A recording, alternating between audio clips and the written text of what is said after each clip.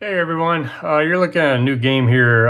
It's actually been out a couple months. Spider Hunt, a solo hex crawl by Andre Filigoy of Ganesha Games. I like the artwork there; it's pretty dang cool. On the back here, refugees speak of clicking sounds in the night, of cattle vanishing into the undergrowth, and the webs thick as ropes strangling the trees. Thousands of spiders of all sizes swarm over the country. You must find the Broad Queen and end this infestation. Grab a pencil, paper, and 2 dice. They will be your sole companions for this adventure. And that is pretty much what you're going to be doing here. So you go ahead and open it up, and you got your contents here: introduction, attributes, how to play, blah, blah, blah. Right off the bat, you create your character here. In the solo adventure, your hero's potential is expressed by numbers that tell us how strong, smart, or pleasant he or she is. We call these numbers attributes. You create your character by allocating points to the following attributes: might, dexterity, intelligence, will, and charisma. Might is the hero's physical strength and attack power.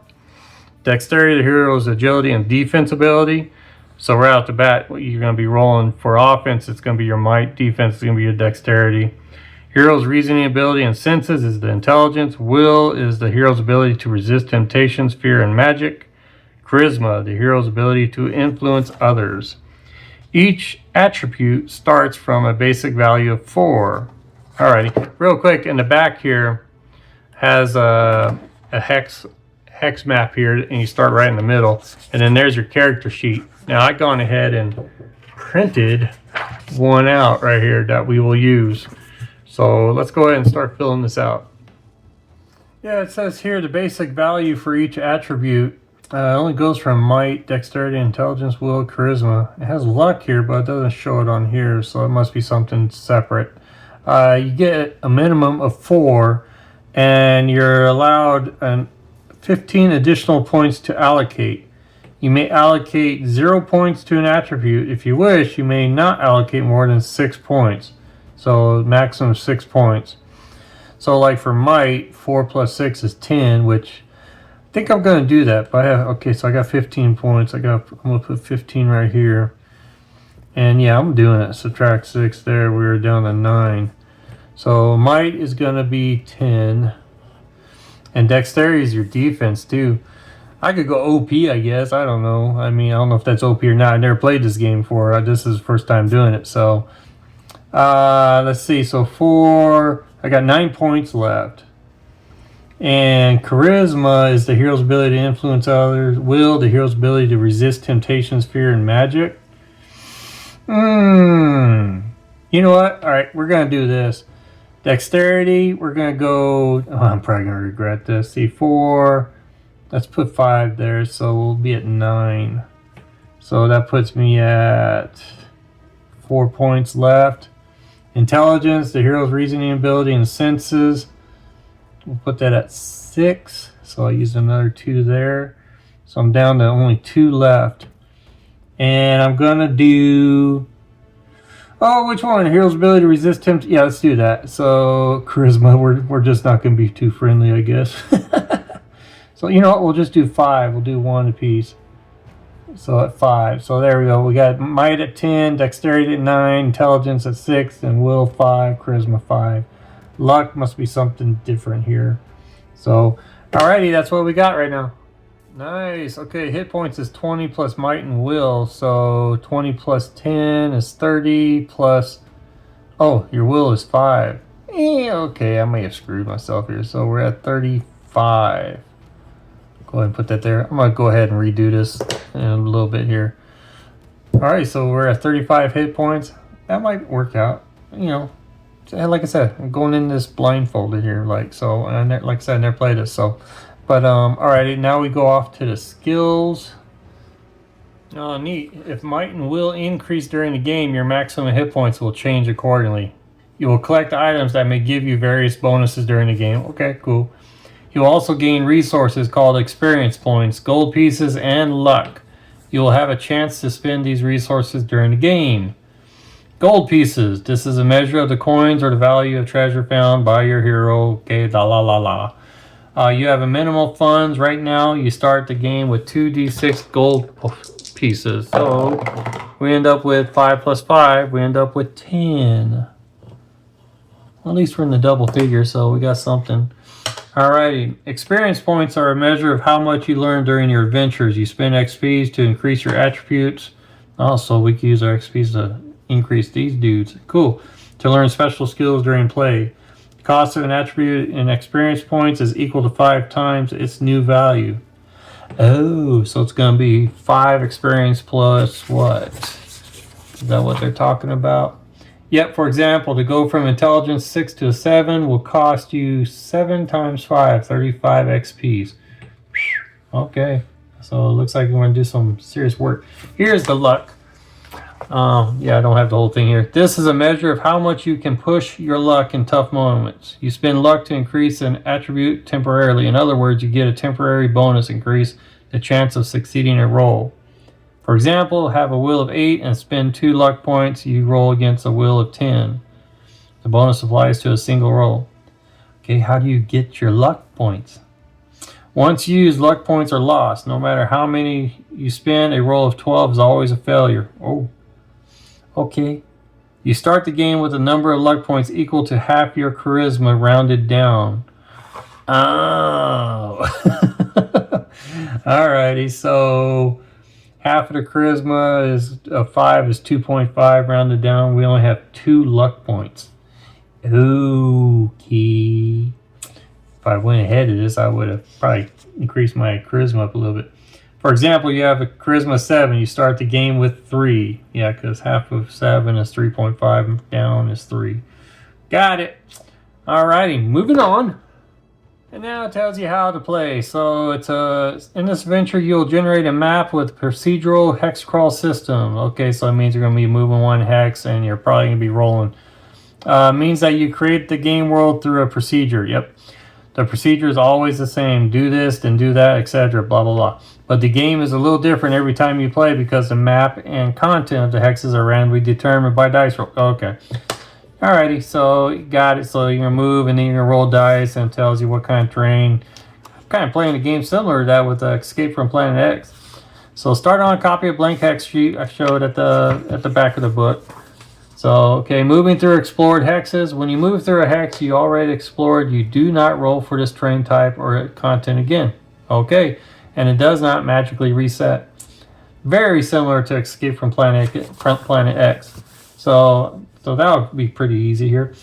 When you visit a hex that you already visited, roll d6 on a 1 or 2, roll d66 on the events. There's your d66 rolls. And that's going to tell you what's happening on that hex. Got it. So what else? I'm kind of just skimming through this here. Attribute rolls. When asked to roll an attribute, roll 2d6 and add the results. If the total is equal to or lower than the attribute, you're testing. Your test is successful. If it is higher than your attribute, the test is a failure. Interesting. Then you got your modifiers. Okay, where's you got skills and weapons and equipment and food and web tallies and clues. I'm sure we earned that during the game. Combat. Okay, there's your combat. Your foes never roll dice. Got that? See that in bold print there, just like 4 Against Darkness. Combat works as a series of attribute rolls. You roll versus your might when trying to hurt a foe. Got it. You roll versus your dexterity when you're trying to avoid the foe's blows. So dexterity is your defense. Every time you land a blow, you inflict a certain amount of damage to the foe. Damage is typically 2 with a weapon, like a sword or a mace, 1 with your fist, or 3 or more with more powerful weapons. Wow, so you can actually just fight barehanded here, and it's only 1. Well, I hope I could get a weapon here before I start.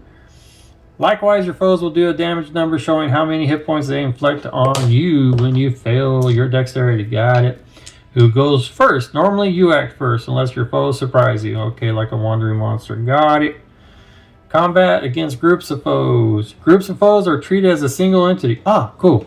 So if I'm fighting like 3 goblins, like it's going to say here, yep. The number of goblins in the description is for narrative purposes only. You do not have to defend 3 times every time the goblins attack. Nice. Keeps the game going. So I like that. Then you got your escaping, which looks like you roll for you roll dexterity, rewards. Often defeating foes will give you a reward. Got it. Equipment. You start the game with minimal equipment. You have a hand weapon, Mace, club, axe, or sword. Okay, so we start off with that. You decide. We'll start off with the typical sword. I was thinking axe, but no, we'll do sword on this one. That inflicts 2 HP, so I'll just print in parentheses 2 HP. Okay. Damage on a successful hit. You wear a backpack that contains all your items. Strong clothes suited for moving in the outdoors. A tinderbox to start a fire. 4 food rations. Alright, so you got 4 food. Okay, got it. Crackers, hard cheese, dried fruit, dried meat. Okay, and a torch as a light source. You may collect additional equipment during your adventure. So I'm gonna put torch in here. Gotcha. And what was the other stuff? The food. Yeah, you got a tinderbox to start the fire. Okay, I don't know if I need to write that down or not. Kind of goes with the torch. Strong clothes. I guess regular clothes suited for moving in the outdoors. Okay. Each piece of equipment has a weight. Oh, okay, that's why it says strong clothes, because you may carry a total weight equal to double your might score. So 20, so I could carry up to 10, so I could carry up to 20. You have a might of 9, you can carry a total of 18 points of weight and equipment. Your weapon weighs 2, but you do not count it against your maximum carrying weight when you wield them in your hands. Cool. Gotcha. Resting, some locations will let you rest. Food, you start with 4 food rations. Every 2 hexes, you must consume 1 food. Oh, we're doing some record keeping now. Okay, so we gotta remember that. Alrighty, spells. In certain locations, you may find ancient inscriptions, scrolls. Okay. Very similar to 4 Against Darkness, it looks like. And there's your training table there, 1 through 6. So you like if you roll a D6. It's a 5, so you come over here, it's going to be a forest. So you draw a little forest in that hex. Alrighty. And 6, you choose one of the above, which I won't do. I'm going to let the dice choose that for me. I don't like choosing, doing that. So, clues, secrets, darkness. That's obviously if you don't have a torch. Yep. And you suffer a -2 on your dexterity and intelligence rolls until you find a light source. Gotcha. Your goals. You must track down the Broad Queen and kill it. That's what it is.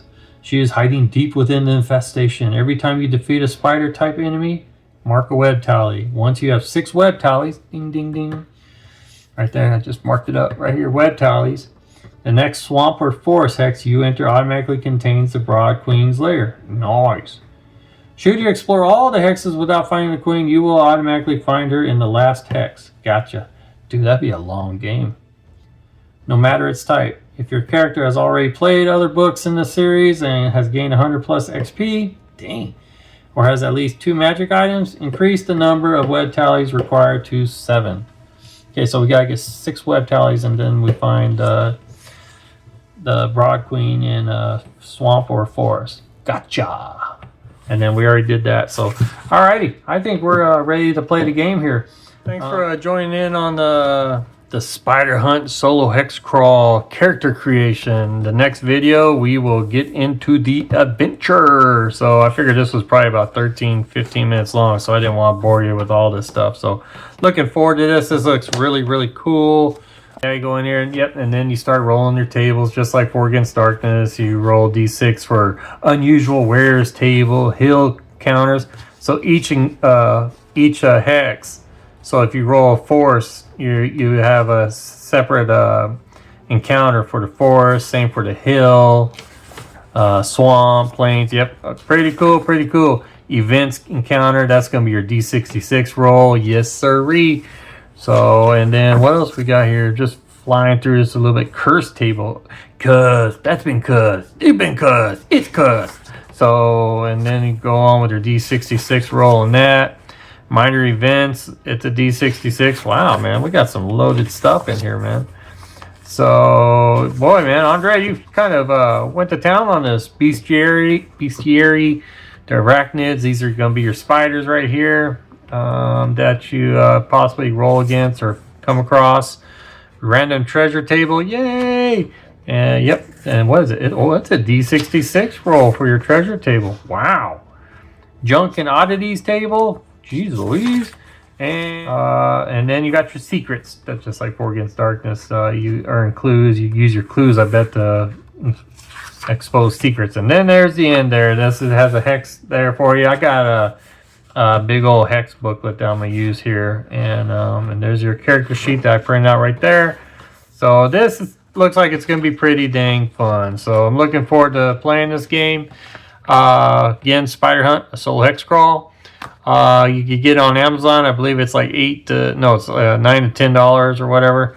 Worth it. I think it's gonna be worth it. I think it's gonna be fun. And again, my mind's already thinking, dude, you can add so much more to this by using other like sandbox or whatever, and go to town on it, man. So alrighty, guys. You guys take care. Sorry for blabbing off like that. Hope you enjoyed the video. Leave any comments down below, advice or whatever. I'm sure some people have already played this. If you watch this, please comment below. Let me know what you think about how it plays, and we'll go from there. And keep an eye out.